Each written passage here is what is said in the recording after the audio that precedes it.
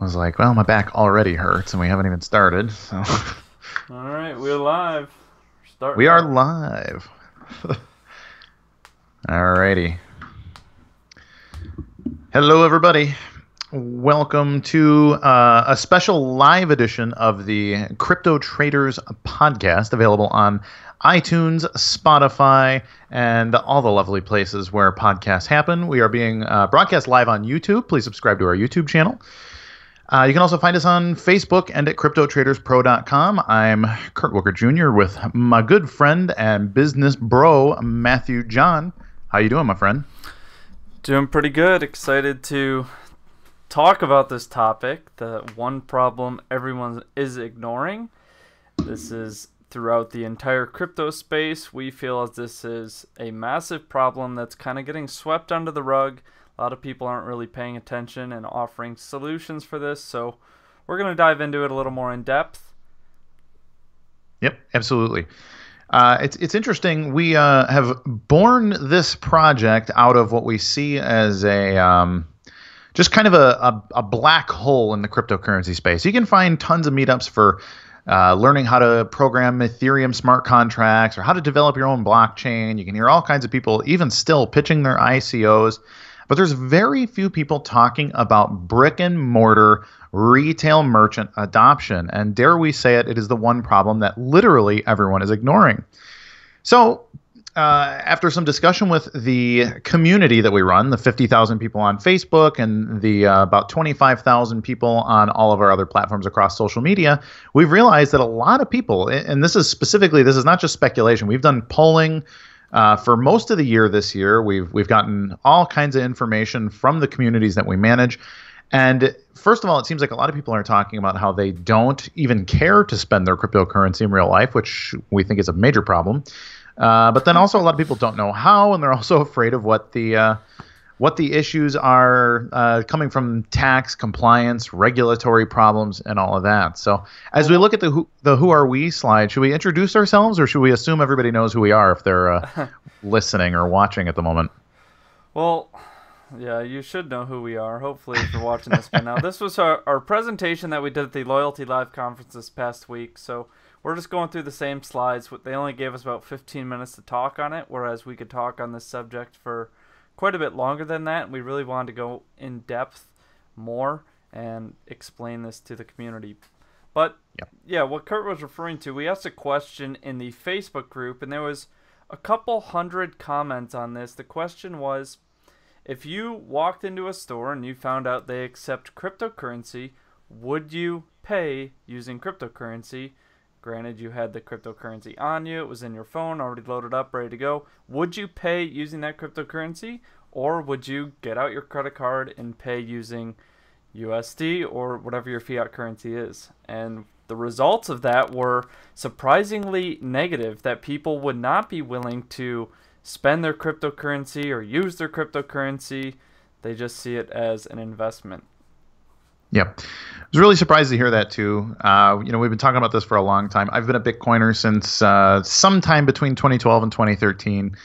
And 2013 was when I really kind of started to understand it. I got a Coinbase account, but I started using it right away. For me, it was always it's money. So it was something that you would use to buy things, and you could sell things for it, and you can use it as a way to invest or whatever else. But the trick with money is to obviously save more than you spend, and only spend a certain amount that you can replace by earning in the future. So I don't see that as super complicated, but I think the main thing, like as we've alluded to, maybe we even said it already, but merchant adoption. And I'm talking brick and mortar. Obviously, you can go to a number of websites and you can spend your crypto. You can spend Bitcoin or Bitcoin Cash, or you can spend Monero on the dark web and stuff as well. But what I really can't do in the real world, and Matt and I both live in major U.S. cities, where I'm in Chicago, he's in Detroit, and I can't go just buy a slice of pizza or buy a cup of coffee.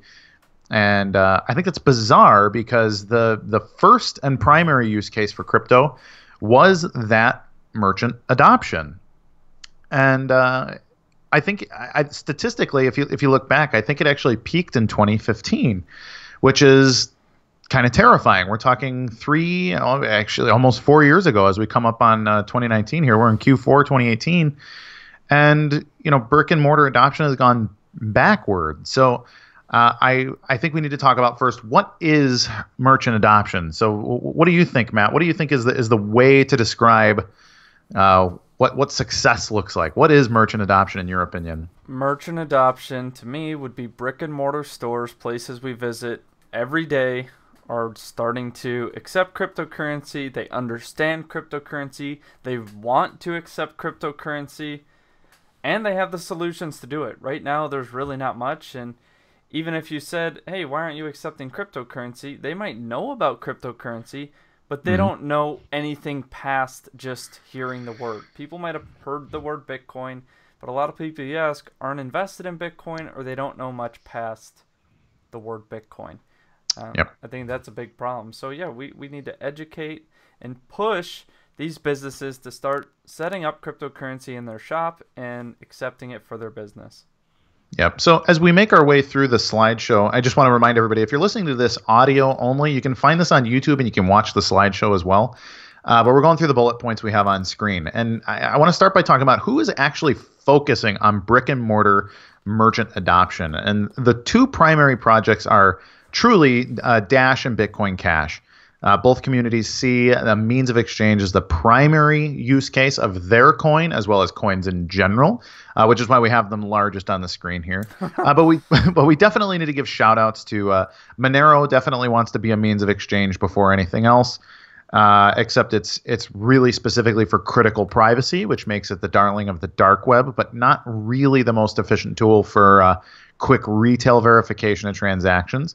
And then we also should give a shout out to Litecoin, which has had a hashtag pay with Litecoin initiative going on for the last couple of years, but there's not really a whole lot of Litecoin adoption in that regard either. And then the Digibyte Foundation, the Digibyte community also is pushing that direction. But again, the adoption of Digibyte has been pretty slim. It doesn't say anything negative about the project itself, which is actually very cool, but adoption is slim. And then there is the enigmatic Lightning Network that we have up there that claims to be pushing that direction, but we're not really seeing. I don't believe there's any retail brick and mortar adoption of Lightning transactions at the moment either.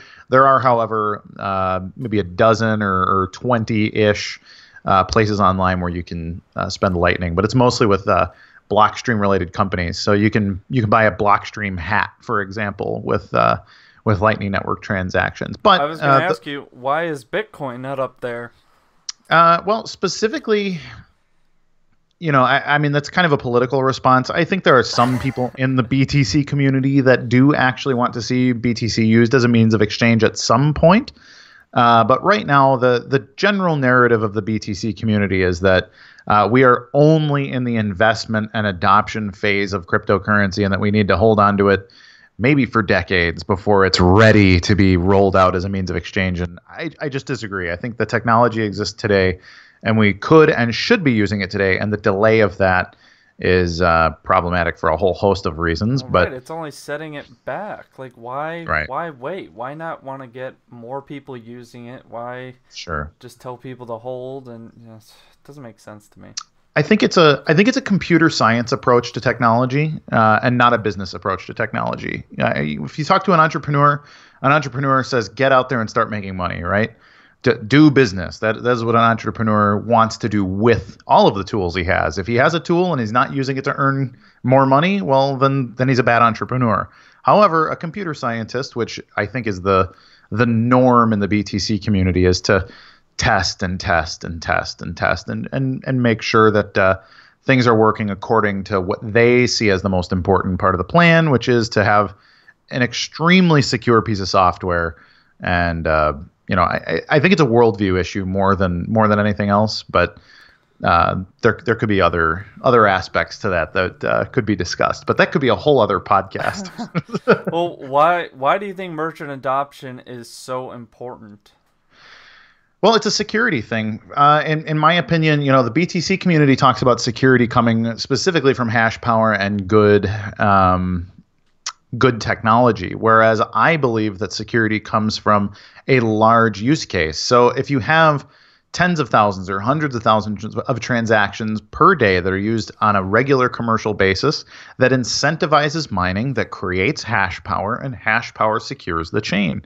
If we don't secure the chain, it becomes easy to hack. So if a chain becomes too valuable before it has adoption enough to have hash power that secures it against any level of attack, then you're inviting hackers. You're inviting that kind of it's a dare. I mean, you're daring a good hacker to take money right off the chain, which we've seen from Bitcoin Gold and Verge and a couple other projects that just are super low hashing power, but have a significant amount of value. And that's a big problem. And I should point out too, at the Loyalty Live conference, I could see the people in the crowd when I explained how a lack of hashing power makes all of their coins vulnerable. And we talked about, because there were people there talking about Stellar and Ripple and Ethereum and a whole host of other proof of stake projects, and me basically telling them like, hey, you guys are going to get DDoSed or 51% attacked or 5.1% attacked in some cases. And you can see the people looking at me like, oh my God, like we thought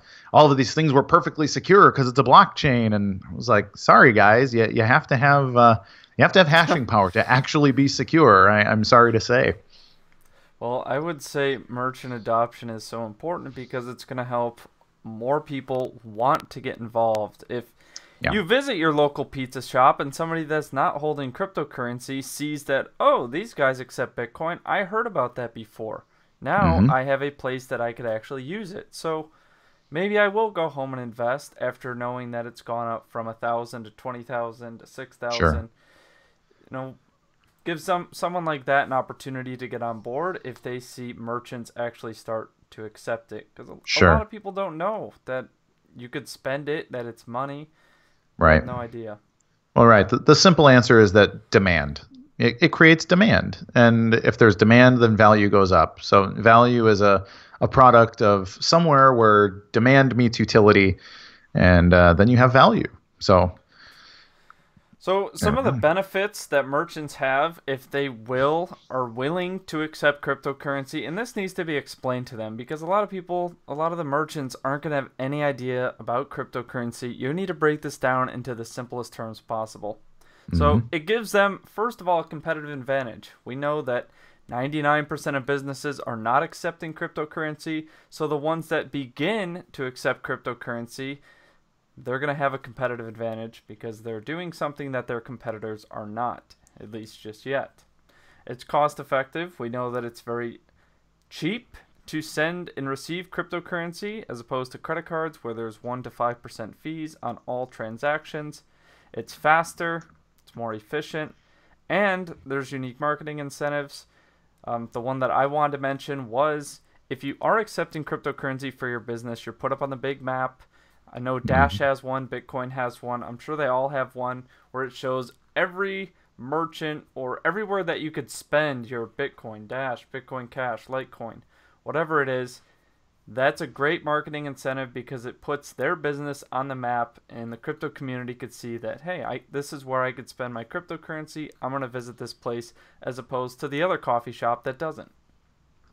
Yep, 100%. And, the other thing is that it's simply cost effective. Cryptocurrency transactions, if you go to the first two coins we were talking about, Bitcoin Cash and Dash, the fees are sub-cent. So for the merchant, if the merchant is used to getting, credit card fees, their fees are anywhere from about 2%, 3% plus their monthly fee and plus, another piling on of fees that kind of happen down the line across the board. And credit cards are really expensive to accept for a merchant. Well, if you're accepting Bitcoin Cash or Dash, if you're not converting them to fiat, you're completely imperceptibly fee-free. So paying a fifth of a penny, for example, regardless of the size of the transaction, is the kind of fees you can be looking at the point of sale. But there's also the really unique marketing incentives. So one of the things that people talk about a lot is that there are these credit card cashback incentive programs, loyalty programs, and all of that. Well, there's actually a program called Dashback. We're friends with Joel Valenzuela from Dash Force News, and he filled us in the other day when we were preparing for this. I asked if there are any kind of incentive programs, and he said, actually, Dashback exists. So the Dash DAO voted to have a 1 or 2% cashback or dashback program. So if you, as a merchant, register your point of sale system with the dashback program, and somebody spends their Dash at your location, their wallet will get a 1% dashback incentive, not from you and not from anybody else, but it comes directly out of the mining, the block reward. Sure. So the Dash DAO actually has a cash incentive, or a Dash incentive rather. I'm going to keep screwing that up, but there is the Dash incentive to spend your Dash and get points back, just straight in money, exactly like you would get on a cashback program with your Visa or your MasterCard. So some of this stuff is huge. Because it's massive. A lot of people, they don't want to switch from credit cards because they do get their travel points or whatever points you get, but generally it's 1 to 2% tops. Some of them are 5%. They run some promotional offers. Like if you go to restaurants this month, you'll get 5%. But still, that's the only incentive I think people are holding on to credit cards for. Whereas if cryptocurrency finds a way to successfully implement this, it really is going to be that extra push. Like, hey, come to crypto. We got incentives, and it's cheaper for you to accept. It's faster to transact, more efficient than credit cards, and the whole list of benefits. And then the other marketing incentive that I wanted to mention was Purse. So if you go to purse.io, you can get up to 30% off of everything at Amazon.com. So I know essentially everyone in the Western world shops at Amazon.com. Imagine saving 30% on those purchases. You have to bid for it. If you want your stuff immediately, you can just take a simple 5% discount on Amazon. But if you're willing to wait a few days, you can say, hey, I want 15, 20, 25, 30% off my total bill if you're willing to pay with Bitcoin Cash or Bitcoin Core. They also have a Shapeshift integration that allows you to pay with a number of other coins, but natively they accept BTC and BCH. So anybody looking for a unique incentive to spend your cryptocurrency, how about 30% off on Amazon.com using Purse.io? Sure. So really good option there. I do think Purse does need to have, it's not exactly like shopping on Amazon, but it's an option. And so is, what's the other one? The Bitcoin Kryptonize it. Kryptonize, yeah. So that's one we talked about before. We've done a video on. You guys could look that up if you want. But that's a service where you could find anything you want online, and you just send them the link, and you could pay using Bitcoin Cash, and they'll ship it to you right away. We both used it, and we really like them as well. Yep. But that's not brick and mortar merchants, which is not mainly what this is about. Like, we want to start pushing brick and mortar. So when you're going to get your coffee or pizza, or you want to go buy a car, you should be able to use your cryptocurrency on this, even though it's not online. So what are some merchant solutions that we could offer to businesses that help them get onboarded accepting cryptocurrency? Well, I think the obvious one is point-of-sale systems. We need the technology. We may or may not need hardware. I think that actually remains to be determined. But we need good software out there. We need things that can integrate healthily into the existing point-of-sale software solutions. We also need something of a sales force, evangelists, door knockers, or I believe the industry calls them ISOs. And these are people that are walking around and basically trying to sell a point of sale system, typically to larger chains, but also we need people to walk into mom and pop and one-off neighborhood retail locations and just get them set up. So if you're a cryptocurrency expert and you think you'd be particularly good at this, I would really appreciate it if you'd reach out to us, because we're trying to kind of put together a something of a Rolodex of people that are good at such things, because we want to make this happen as a community. And then the next one is education. I think a lot of people are afraid of cryptocurrency. They think it's more complicated than it is. And in some ways, being your own bank certainly comes with responsibilities that people may not be up for. But just showing somebody, hey, download download the Bitcoin.com wallet and let's transact back and forth. Let's see how this works. I think people can see it and just say, oh, wow, this is a lot simpler than I thought it would. I didn't realize that I didn't have to be a neckbeard cypherpunk in order to use crypto. And they see that it's simple. And I mean, why wouldn't you want to use something like that? And that's the thing, is it's really discoverable. It's something that you see and you're like, oh, okay, that's actually crystal clear. That's really simple. So Education, education, education. So what we were doing in Chicago was, and this was the past couple times we went to Chicago, we went to some of these businesses and we really want to figure out, okay, why are you not already accepting cryptocurrency? And the point of sale system was pretty much it. Right now there's basically two different kinds. One point of sale system runs on an iPad. It's through an app. So people that have iPad for their point of sale system, or people that have something a little bit more sophisticated, which usually is chains that I found, or people that have large amounts of inventory to manage. Grocery stores. We went to a cigar shop that used this as well. There's hundreds of cigars you need to manage. So something that integrates into that seems to be a little bit more difficult. We're not there yet. But something that integrates into an iPad for a coffee shop or pizza place or barber shop, somewhere that offers the iPad as a point of sale system, that's something that could be easily worked with. The evangelists and door knockers are people going around door to door of these businesses, wanting to talk to the manager and explaining how this works, doing a sales pitch per se. And education is something we could offer as well, like an ongoing consulting fee. Or if they're accepting cryptocurrency, they get $10,000 that year in crypto. They don't know what to do with it. That could be a solution we offer. Say, hey, this is the projects we like, or this is what you could do with it. You could spend it here. Just ongoing consulting services where they could ask us questions and we point them in the right direction. Yep, for sure.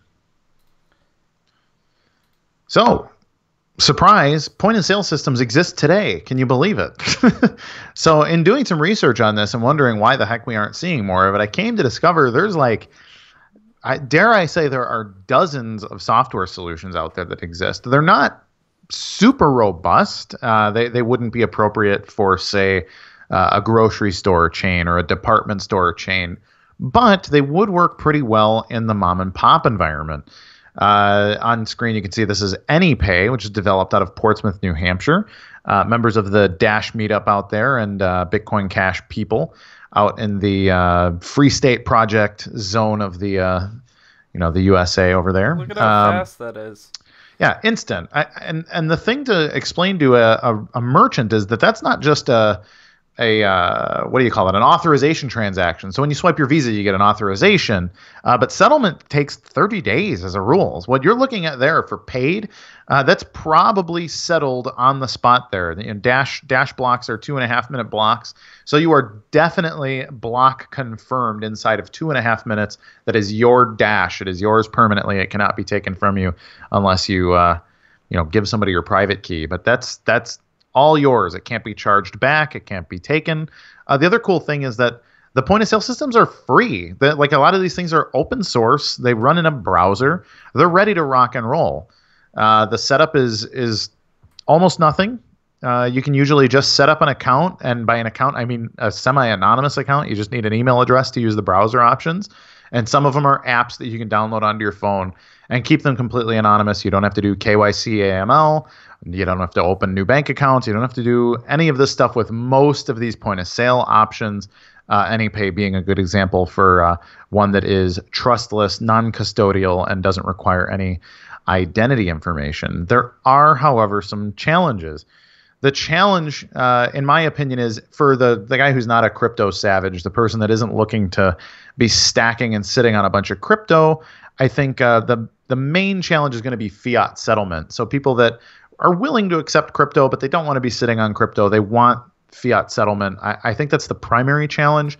There's also not a great integration into existing point of sale systems via, let's say, an app or an API at the moment. So those are the challenges I see. If you aren't running your business off an iPad, there is a whole slew of challenges that come with that, sure, which many large businesses with inventory and such, they are not able to use the iPad for what they're trying to do. So sure, we're not 100% sure on how that would get set up. It might have to be a hardware solution, because if you go to the store right now, the process looks something like you get your wallet out, you have to go figure out what card you want. Oh, I want this card. I plug it into the chip. I wait for the chip to read. So there is some hardware involved currently with the credit cards, but using this, if we could somehow get the QR code or a place to scan for a payment right on the screen, I mean, it is so much faster than credit cards. You can Yep. do a credit card transaction. You're probably going to be sitting at the register for about a minute, whereas it shouldn't take longer than as long Sure. as it takes you to get your phone out or Yeah, scan a absolutely. wristband or something. I actually saw something doing a little bit of research over the weekend. Ingenico is a company that makes the swipe and chip machines. They're one of the bigger ones. Sure, I don't know if they're the I've heard of biggest, that. but yeah, you'll see Ingenico. It's a little red logo and they're or red oval with white cursive in it that says Ingenico. They have a app built in that was developed by BitPay. So Ingenico devices can actually generate a QR code on screen as well. Interesting. So yeah, I didn't know that until this weekend. I just discovered that myself. So there is that kind of thing being worked on that's a step in that direction. But I think a good software developer could develop an API that could connect to a whole host of existing point of sale systems. So rather than having to update your software or change your systems over, you could potentially just use existing software or existing hardware and software with a Right. simple API update or like a module that connects into the existing programs.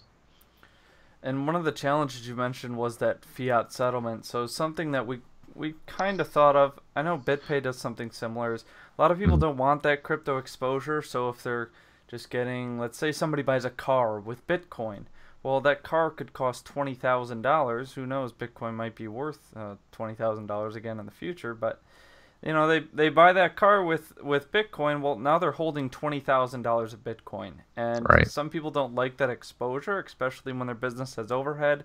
So having that option to convert 50% or 90% or 10% even to USD instantly as soon as that payment's made would really eliminate some of that risk that the business thinks they're taking on by accepting cryptocurrency.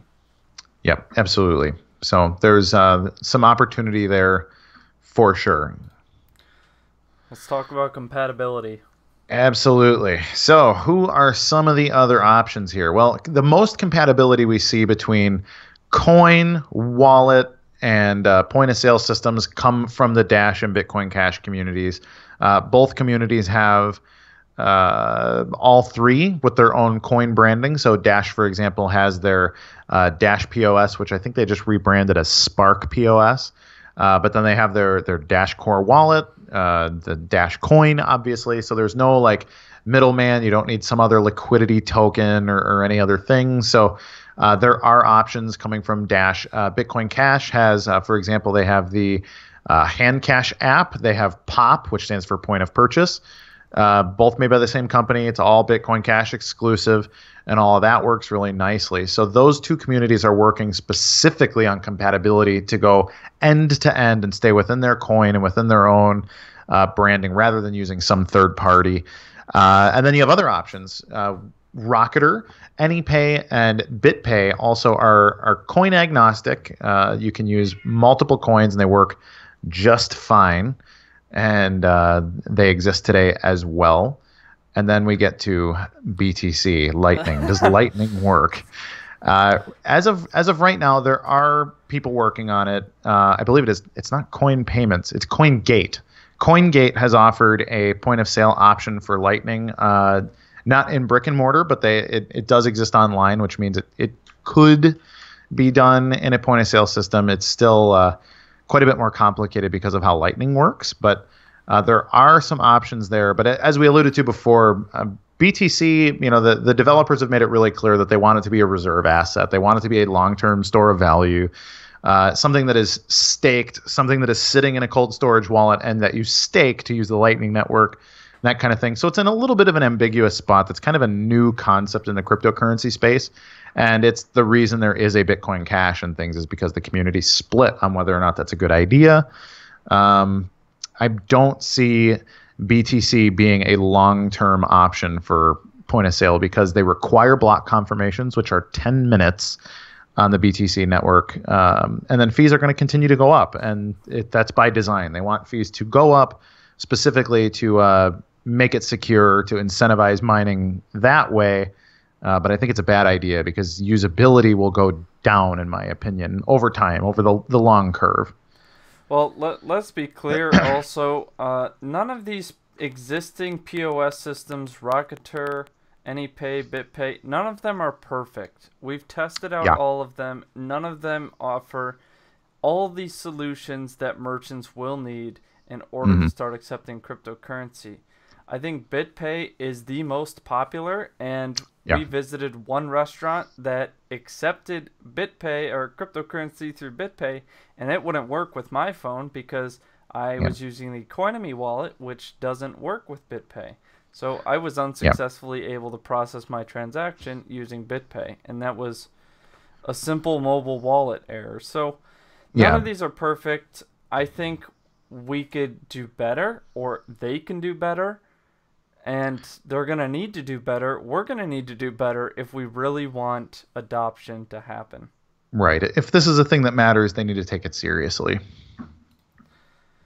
So the next issue, I suppose would be the right word, is the settlement issue. So this means as soon as they get their cryptocurrency, what is going to happen to it? BitPay, Coinbase, and Uphold all offer USD. So what we talked about earlier was, okay, if you get a $20,000 payment for a car, what are you going to do with all that Bitcoin? Are you going to keep it? No, a lot of them want only a little bit of cryptocurrency exposure. They want the majority of it, I'm sure, in USD, at least for now. Again, we're still super early here. So Coinbase, BitPay, Uphold all offer these solutions to some extent. Again, not all are perfect right now, but the solutions are there partially. Yep, absolutely. And they all offer, you have the opportunity to settle in crypto. So if you wanted to just have crypto be your option there, that works for you. And then if you have the opportunity to or if you want the fiat, you can do the fiat settlement. BitPay does it next day. Uphold does it, I believe, is also next day. And Coinbase, it varies depending on your bank. But Coinbase claims to be able to do it next day as well. But what's cool is that the fees are only about 1%. With Uphold, it's about 1.5% with Dash, and I believe it's 1.75% with Bitcoin Cash and some of the other options that they have. Uphold actually settles Brave and Ethereum and XRP to fiat as well. So those are options there. And then Coinbase, their fees vary, but they're probably the most expensive option, just so you know. What I don't like about Uphold is, and this is specifically for BAT, so a lot of you guys know, if you're watching this, most likely that big fans of Brave and BAT, and when you're earning BAT through the browser, it's settled right into USD. So I'm receiving payments in my Uphold account. It says it's in BAT, but I'm not able to pull that BAT out. It's converted right into USD directly. So they almost assume that people are going to want USD instead of holding the cryptocurrency. I think it should be an option that you could. Yeah, absolutely. So some examples that we've come across, these are not all the examples, but they're some of the bigger ones of where cryptocurrency and merchant adoption is really vibrant. So Caracas, Venezuela, that would be number one. They have probably the most Dash payments by a long shot. They accept. There's probably at least a couple thousand businesses there, and that's for the simple fact that their currency is worthless, whereas all these other places, their currency is not worthless yet, their fiat currency, whereas in Venezuela, their government-issued currency is almost not worth anything anymore. Yep. Yeah, the Bolivar has gone up to date, I think 1.4 million% inflation year to year. So they're having a real rough time in that regard. But I believe they're up over 1,500 retail brick-and-mortar merchant locations that accept Dash. There's a guy named Alejandro. His last name escapes me. I apologize. But I've talked to him a couple times pretty briefly, but he puts up videos all the time of him shopping at Subway or paying to get his hair cut or just buying simple things, buying cookies at the mall, that kind of stuff, and paying with Dash. And he's showing the Dash merchant processing happening on the spot. And it's really cool to see that going on. Like, they're not fudging it. We've seen the video. We've seen Alejandro doing the good things. And then we mentioned earlier, Portsmouth, New Hampshire is a great one. There's the Free State Project, which is kind of a libertarian experimental community, lives up in the Portsmouth area. There's a number of crypto people that come out of there. Our buddy Joel from Dash is there, and they're the home of, I believe they call it the Bitcoin store, but it's spread like wildfire through Portsmouth, where a lot of the businesses in that city, which is a small city, but a lot of boutique shops and stuff, accept various cryptocurrencies using AnyPay.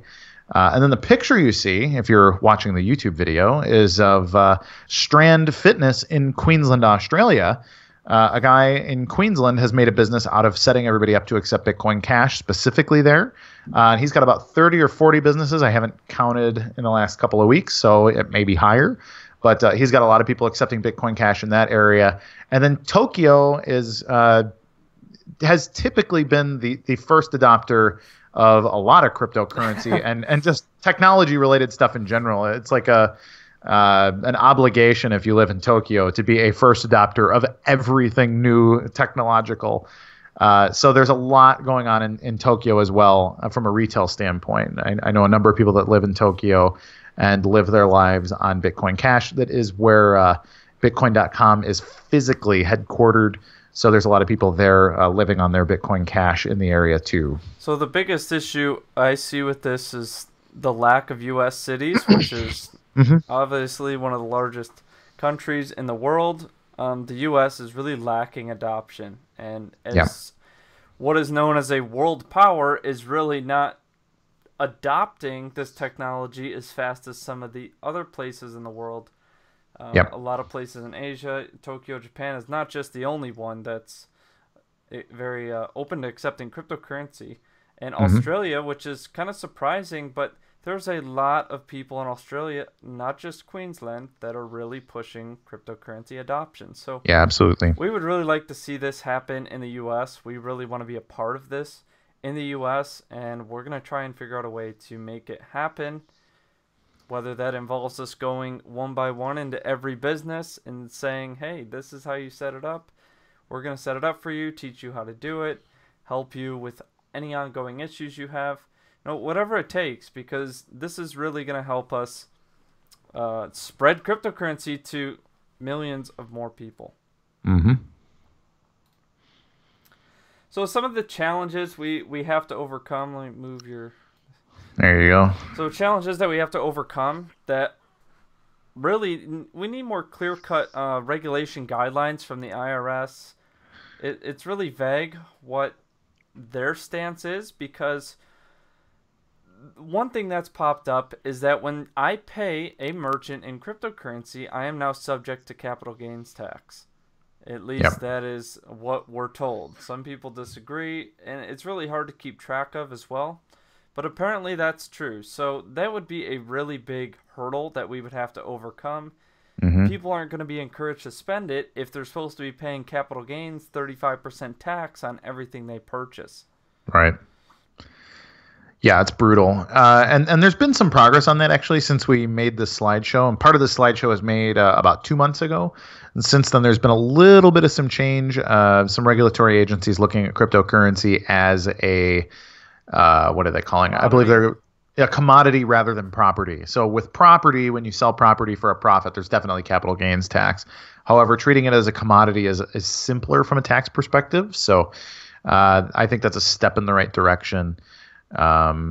That's going forward, but the tax laws and stuff, it's still really, really vague. And I like to call this the tyranny of ambiguity.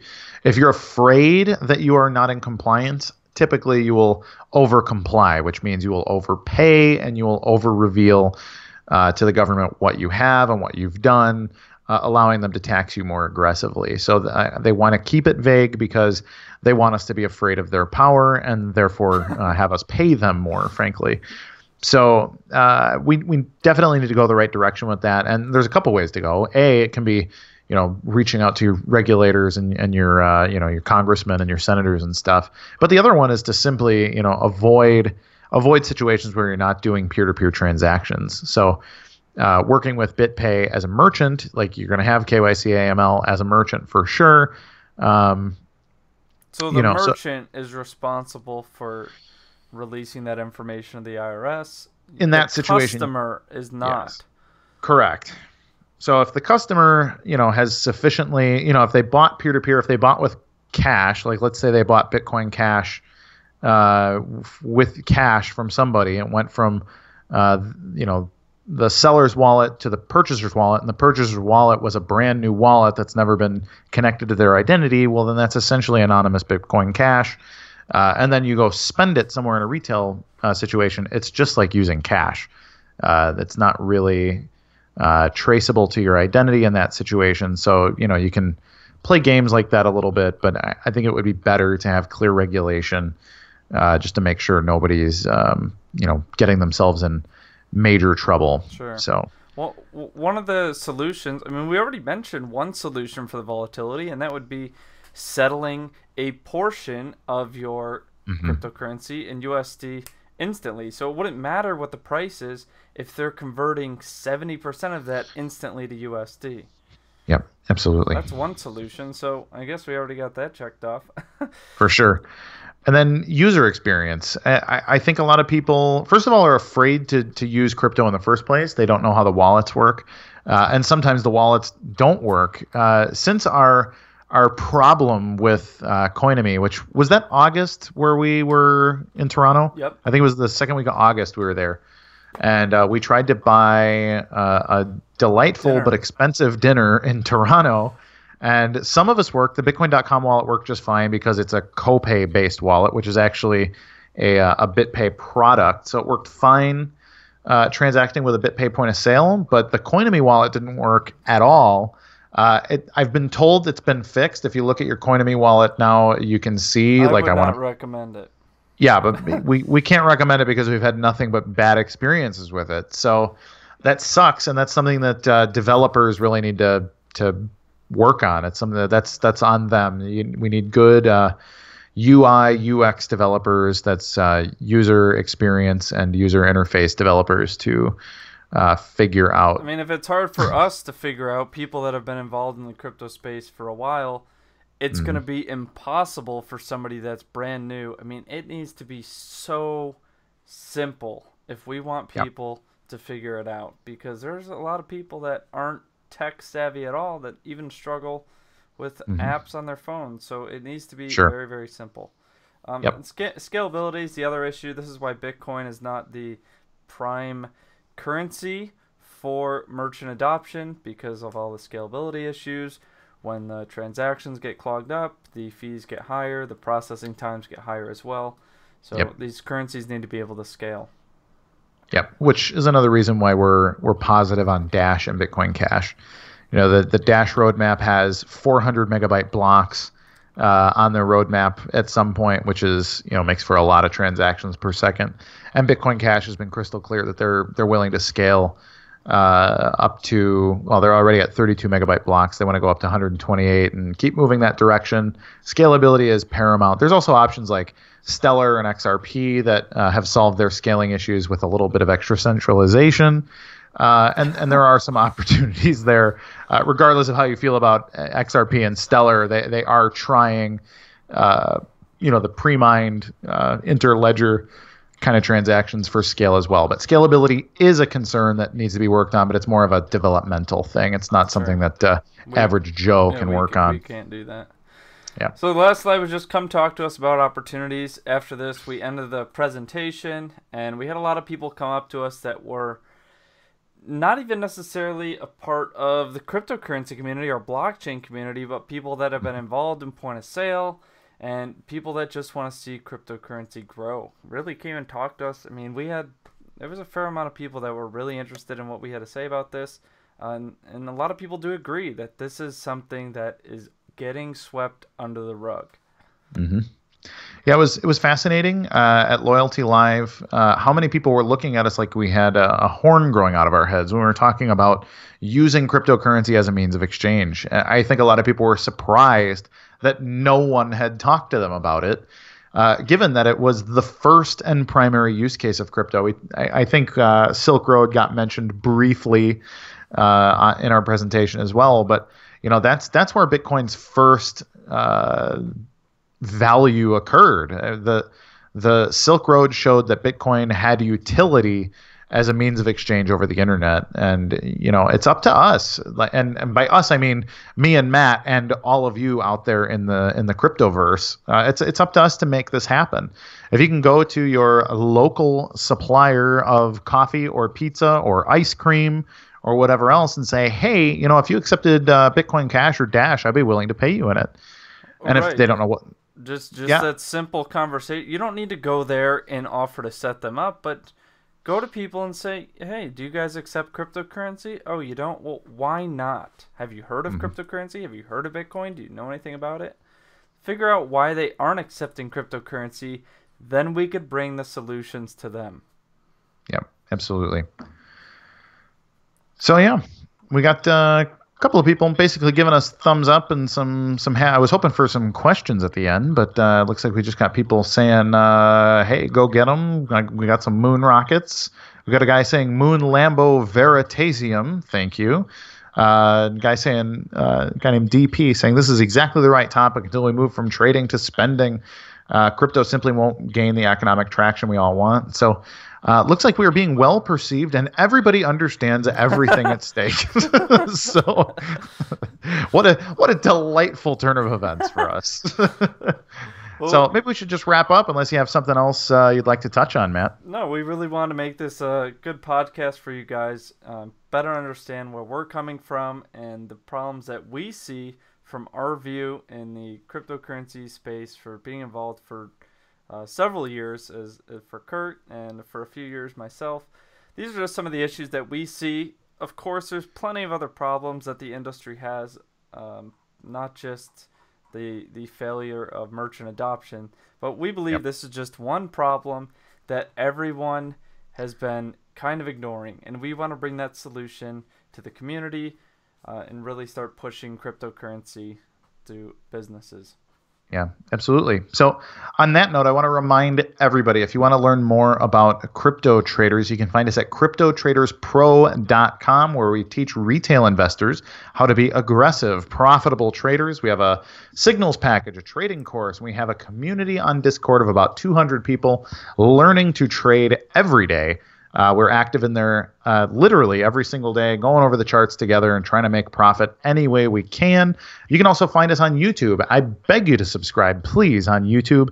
And you can listen to the audio versions of this podcast on iTunes, Spotify, Stitcher, and Google. We're working on a couple other options there. And, of course, our largest community presence is on Facebook, where you can find us at Crypto Traders News and Crypto Traders The Group.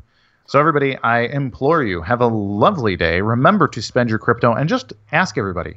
Just ask the question, hey, if you accepted Dash or you've accepted Bitcoin Cash, or hell, if you accepted Lightning Network payments, I would be the one here buying your products with it. And just make the connection, but put it on people's minds and see where it goes. So, and if you guys have any questions for us about this topic or any comments at all, just leave a comment below. If you're on YouTube, drop a comment. We respond to all of them. We read all of them. And we really want to look at solutions for this issue. So anything you got to say, drop a comment. Or you could always email either of us, Kurt or Matthew, at cryptotraderspro.com.